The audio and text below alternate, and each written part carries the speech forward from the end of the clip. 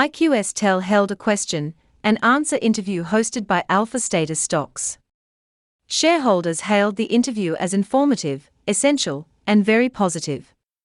The Discord AMA was hosted by Michael and Andrew with iQSTEL management, including Tony Abdo, Alvaro Quintana, and Leandro Iglesias. Some of the key highlights include: CFO Alvaro Quintana stated that iQSTEL is filing its 10Q financials this Monday, and they expect the financials to show ongoing positive trends in all the key areas.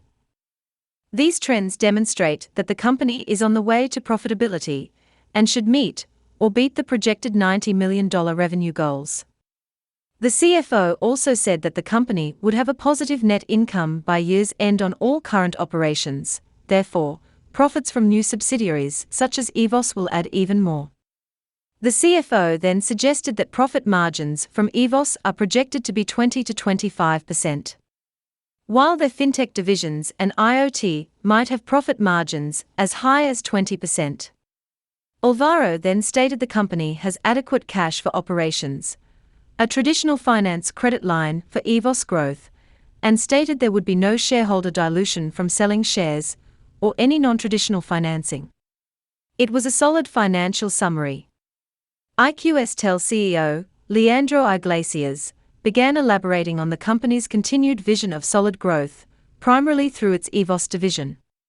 Leandro reconfirmed the strong possibility that EVoss will be spun out as a new public company to benefit all current iQSTEL shareholders. Further, the timing for this may occur faster than initially projected. Leandro asked the SVP of Business Development and announced EVoss CEO Tony Abdo to share insight into EVoss's current growth.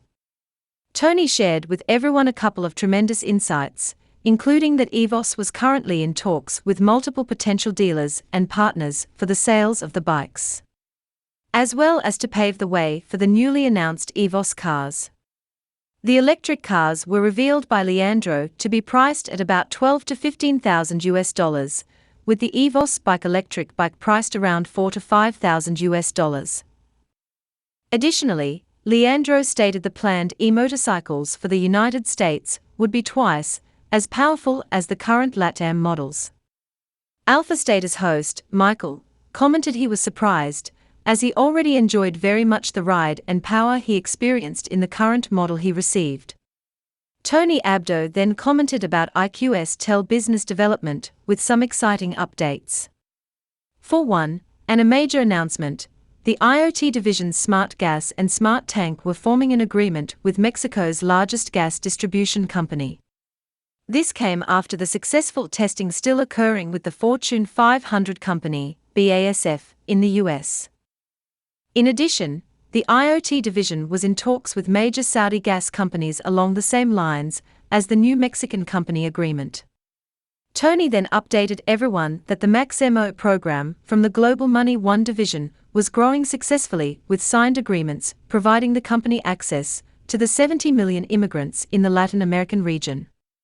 CEO Leandro added that MaxMO was also a powerful product for the many US immigrants who need banking services, but don't have to use a social security number to use Global Money One MaxMO and open a bank account.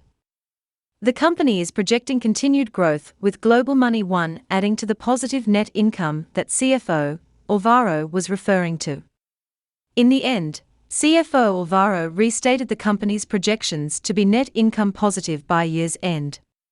That iQSTEL was just beginning to see the additional revenue from recent telecom divisions acquisitions, Whizzle and SmartBiz showing on coming 10Q financials. This will only increase, he added, on coming Q filings. Further, opportunities such as the new fiber optic cable acquisition will enhance balance sheet assets and revenue potential. The management re-summarized the highlights of coming profitability and continued growth, which does not even include the EVoss, MaxMO, or any new division's expected potential revenue.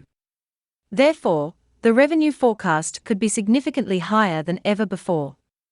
2023 projections should be available by the end of September 2022. The IR department thanked all of the ambassadors for their support. Finally, Leandro thanked the shareholders and pledged his commitment to increasing shareholder value and continued growth.